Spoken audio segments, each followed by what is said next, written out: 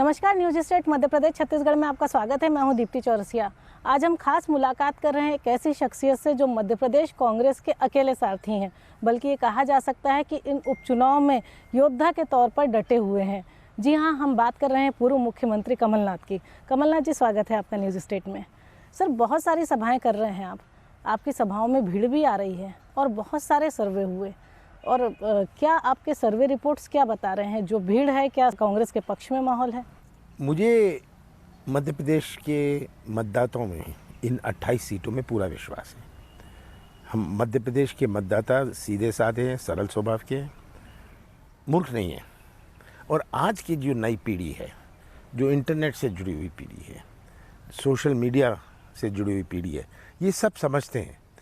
और लोगों को ये एहसास हो रहा है कि इस प्रकार के सौदे की राजनीति, बोली बोलने की राजनीति क्या हमें मध्य प्रदेश में लानी चाहिए?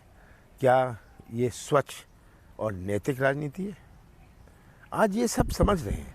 किसान पीड़ित है, नौजवान बेरोजगार घूम रहा है, कोई उपाय नहीं।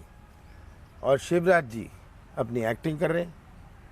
शिवराज जी अपनी एक्टिंग कर रहे हैं, कह रहे हैं ये भी हो जाएगा, वो भी हो जाएगा। ऐसी कोई घोषणा नहीं है जो उन्होंने नहीं करी हो। इन चुनाव में कमलनाथ जी बड़े बदले हुए लग रहे हैं। एक तरफ तो जो इमरती देवी को लेकर दिया हुआ आपका बयान था, ये माना जाए कि कमलनाथ जी एक मंजे हुए नेता, वो इमरती देवी पे इस तरह का बयान क्या जुबान फिसली या कोई रणनीति का हिस्सा नहीं, था? कोई रणनीति नहीं थी। देखिए, मैं नाम भूल जाता हूँ और मैंने कोई अपमानित दृष्टि से कुछ नहीं कहा। और मैंने कहा कि अगर कोई अपमानित इसमें एहसास करता है, आइटम लोकसभा में, क्योंकि मैं लोकसभा इतने समय रहा हूँ, वो उसमें हम देखते हैं आइटम नंबर 1 क्या है। अब लिखता है आइटम नंबर 1 प्रधानमंत्री, तो वो क्या अपमानित है? तो जिस भाषा का प्रयोग से मैं परिचित रहा, वो अपमानित नहीं था। पर अगर कोई इसे अपमानित मायने निकाल ले, भाजपा के पास कुछ बोलने लायक नहीं है। शिवराज सिंह जी के पास 15 साल का उन्होंने हिसाब नहीं दे पाए, जनता ने उन्हें घर बिठाया। अब पिछले 7 महीने में कौन सी ऐसी चीज़ करी है जो जनता अपना पिछले चुनाव का फैसला बदल ले? तो ये इसके पीछे लग जाएंगे, ये आरोप लगाने लग जाएंगे। ये अपना हिसाब दें कि भाई मैं इतना महान शिवराज हूँ, मैंने इतना काम किया।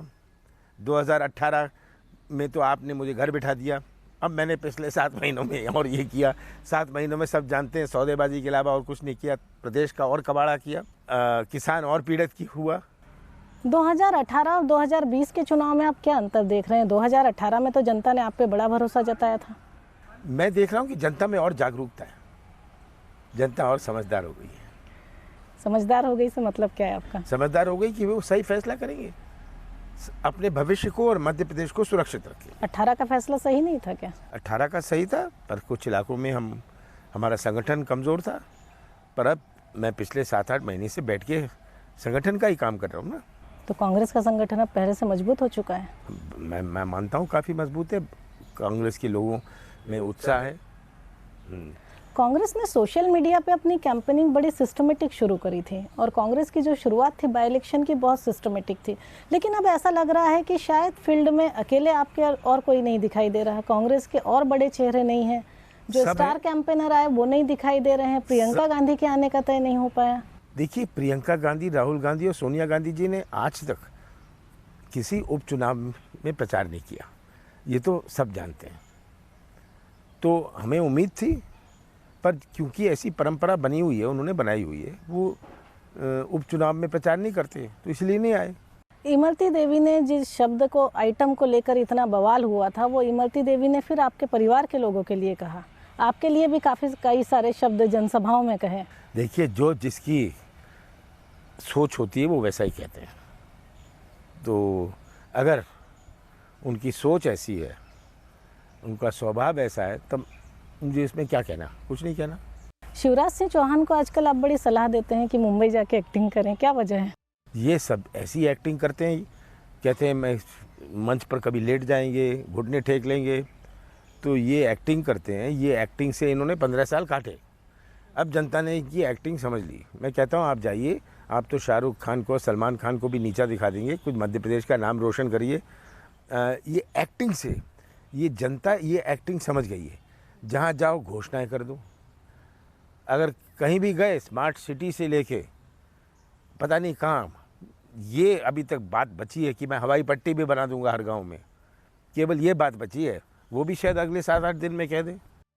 अच्छा, 2000 मतलब ये कहें कि 15 साल और 15 महीने, 15 साल वर्सेस 15 महीने, क्या है कमलनाथ जी के पास ऐसा जो वो जनता को बताएंगे जो उन्होंने 15 साल की तुलना में किया? अब ये बताने की मैं सूची नहीं बनाना चाहता। अगर कर्जा माफ़ हुआ तो किसान जानते हैं। शिवराज सिंह झूठ पर झूठ बोलते रहे कि कोई कर्जा माफ़ नहीं हुआ। अभी भी कल कर कह रहे थे कमलनाथ ने गुमराह किया कि कर्जा माफ़ नहीं हुआ। अब तो खुद उन्होंने विधानसभा में कह दिया कि 27 लाख किसानों का कर्जा माफ़ हुआ। ये तो खुद ही उनका ही, गवर्नमेंट का ही स्टेटमेंट है। ये झूठ पकड़ा गया। बाकी का होने जा रहा था, दूसरी किस्त थी, हमारी तीसरी किस्त थी। अगर हमने 100 रुपये में बिजली दी, अगर हमने गौशाला बनाए, ये जनता को दिखते नहीं है। लेकिन कर्जा माफी पे तो अभी भी शिवराज सिंह चौहान यही कहते हैं कि खोदा पहाड़ निकली चुहिया वो भी मरी हुई। ये शिवराज सिंह कहते हैं, पहले तो कहते थे हुआ ही नहीं, अब ये कह रहे हैं। हाँ, शिवराज सिंह जी जैसे लोगों का कर्जा माफ़ नहीं हुआ। हमने कहा था जो पात्र नहीं हैं, जो इनकम टैक्स देने वाले हैं, इनका नहीं माफ़ करेंगे। तो शिवराज सिंह जी का नहीं माफ़ किया और माफ़ करेंगे भी नहीं। इस टाइप के शिवराज सिंह और इस प्रकार के लोगों का, जो बड़े बड़े किसान हैं, उनका हम नहीं कर रहे। वो तो पात्र ही नहीं थे पहले से। जो पात्र थे, जो हमने कहा था फसल ऋण माफ़ी, अगर किसी ने मकान बनाने के लिए कर्जा लिया है, वो पात्र नहीं है, उसका कर्जा माफ़ नहीं होगा, तो शिवराज सिंह जी उसकी बात करेंगे। तो इसका तो कोई उपाय है नहीं, पर जनता गवाह है। एक बात अक्सर आ रही है इन चुनाव में, जो शायद आप जब 2018 में मध्य प्रदेश कांग्रेस की आपको कमान मिली थी तब भी ये बात आती थी, और ये उपचुनाव जो हैं, हमेशा कांग्रेस के नेता भी कहते हैं कि कमलनाथ जी देश के नंबर 2 बिजनेसमैन हैं। तो ये उपचुनाव क्या एक बिजनेसमैन और एक नेता के बीच में है? कौन सा शिवराज सिंह ने कहा मैं बहुत बड़ा उद्योगपति हूँ? मैंने तो शिवराज को चैलेंज किया है, मुझे ऐसा उद्योग बता दो, नाम बता दो, उन्हें तो माफ़ी मांगनी चाहिए जिस उद्योग का मैं मालिक हूँ। ये कह देने के लिए कुछ भी कह दो। शिवराज सिंह तो मेरे से बड़े, उनका जो मैंने देखा है वीडियो और जो मैंने देखी है, इनकी जो खेती है, जो फार्म है, ये सब ये राजनीति में मैं जाता नहीं। मैं तो उपलब्धि की राजनीति, मैं मध्य प्रदेश के विकास की बात करना चाहता हूँ। क्योंकि इनके पास कुछ कहने लायक नहीं। मुझे कह दिया ये सबसे बड़े उद्योगपति हैं 2 नंबर के। मैंने कहा शिवराज जी एक तो उद्योग का नाम बता दीजिए जिसका मैं मालिक हूँ। चुप। उसके बाद अच्छा, ये बात लगातार बोली जा रही है, ये जो पूरे जैसे कि आपके बारे में कहा जाता है कि 40 साल का बड़ा, बल्कि उससे भी लंबा राजनीतिक तजुर्बा है, लेकिन वो दिल्ली की राजनीति का है, और शिवराज जी मध्य प्रदेश की गली गली जानते हैं। ये बड़ा बेसिक अंतर बताने की कोशिश हो रही है। शिवराज सिंह जी ज़्यादा समय मध्य प्रदेश में लगाया है, इसमें कोई शक नहीं, क्योंकि भी दिल्ली की राजनीति लायक नहीं थे। और अगर मैं दिल्ली की राजनीति, मध्य प्रदेश से मैंने दिल्ली की राजनीति की, मैंने दिल्ली का होके मध्य प्रदेश की राजनीति नहीं करी। लेकिन इन चुनाव में एक स्लोगन चला है कांग्रेस का, साथ जनता है साथ लौट रहे हैं कमलनाथ और कांग्रेस का ऐसा कौन सा कॉन्फिडेंस है कि उनको उम्मीद है कि वो दोबारा सरकार बनाएंगे? मुझे मध्य प्रदेश की मतदाता पर विश्वास है, ये मेरा कॉन्फिडेंस है, और यही कॉन्फिडेंस 3 तारीख को तय करेगा सबका। इस बार के चुनाव कुछ इंडिविजुअल वर्सेस जनता नहीं लग रहे हैं? बड़ी अजीब सी पूरी जिस तरीके की कैंपेनिंग चली, जिस तरीके की कांग्रेस ने चलाई, गद्दार फिर खुददार। जो बिकाऊ हैं, जो गद्दार हैं, जो बोली बोल के सरकार बनी, बोली बोल के बनी, ये तो सब जानते हैं, आम जनता जानती है। तो इसमें ये बात कहनी में क्या खराबी है? लेकिन ऐसी क्या वजह है कि जो सिंधिया समर्थक थे वो गद्दार थे, जो पारुल साहू हैं या फिर जो सतीश सिकरवार हैं ये खुददार हैं? मतलब ये सर्टिफिकेट का कौन सा पैमाना है? किसकी बेटी है? संतोष साहू की, कांग्रेस के नेता थे, लेकिन वो तो बीजेपी के विधायक नहीं थे। इन्होंने कहा, पारुल साहू ने कहा मेरे लिए तो ये घर वापसी है। कहा और कौन है? सतीश सिकरवार को देख लीजिए। सतीश सिकरवार, क्योंकि यहाँ उन्होंने कहा कि मैं तो इसका सदस्य नहीं हूँ बीजेपी का, और सतीश सिकरवार की लोगों की मांग थी, पर लोगों की मांग ये 28 लोगों की नहीं थी, ये 25 लोगों की नहीं थी, वहाँ क्षेत्र की मांग थी।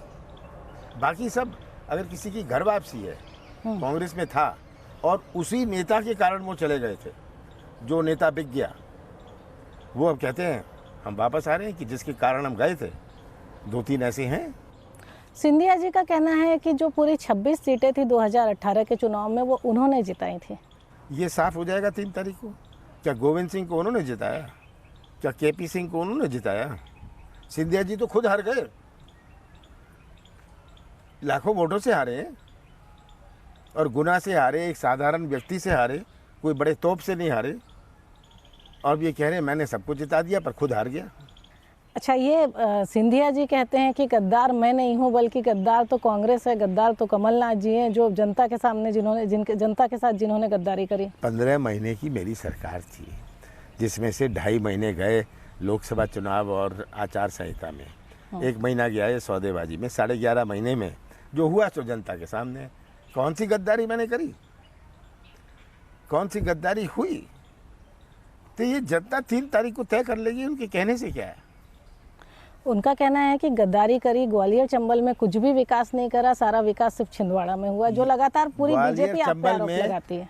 से वो का नेतृत्व करते थे, वो इसको अपनी जिम्मेदारी मानते थे, उनकी जिम्मेदारी थी। मेरे पास कौन सी चीज़ लेके आए कि ग्वालियर चंबल में किया जाए? ग्वालियर चंबल के लोगों से पूछिएगा।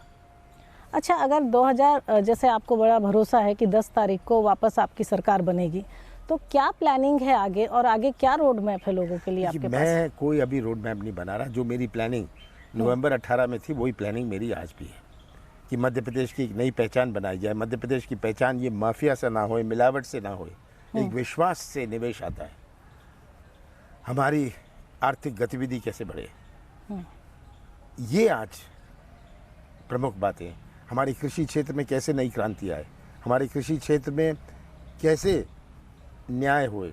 अच्छा, बड़े सारी चीज़ें होती हैं। चलते चलते एक आखिरी सवाल जरूर करूंगी कि चलो चलो को लेकर बड़ी राजनीति होती है। जितने विधायक छोड़ के गए वो बोलते हैं कि आप नहीं बात सुनते थे, बोलते थे जो चलो लोग चलो। ऐसी चीज़ों के लिए मेरे पास आते थे जी, जो ऐसी चीज़ों के लिए आते थे जो मैं स्वीकार नहीं करता था, मैं उनसे कहता था, कोई आए माफिया के पक्ष में, उसको चलो चलो तो मैं क्या कहूँगा? चलो चलो की जगह उसे कॉफ़ी बुलाऊंगा। 10 नवंबर के बाद कमलनाथ जी किस भूमिका में होंगे? देखिए, ये सब बातों का नक्शा मैं नहीं बनाता, ये शिवराज जी बनाते हैं। मेरा ये रूप नहीं है, ये ऐसा मेरी सोच नहीं है। बहुमत दूर है, 28 में से कितनी सीटें? ये सब तय हो जाएगा। ये मैं कहूँ कि हमारी इतनी आएंगी उतनी आएंगी, ये सब चीज़ों में मैं नहीं पड़ता। मैं तो कहता हूँ मैं जनता पर विश्वास करता हूँ। ये थे पूर्व मुख्यमंत्री कमलनाथ, जिनको पूरा भरोसा है कि उपचुनाव के बाद वापस कांग्रेस की सरकार बनेगी, और नवंबर 2018 में उन्होंने मध्य प्रदेश के विकास के लिए जितने एजेंडे तय करे थे उसको फिर वो पूरा करेंगे।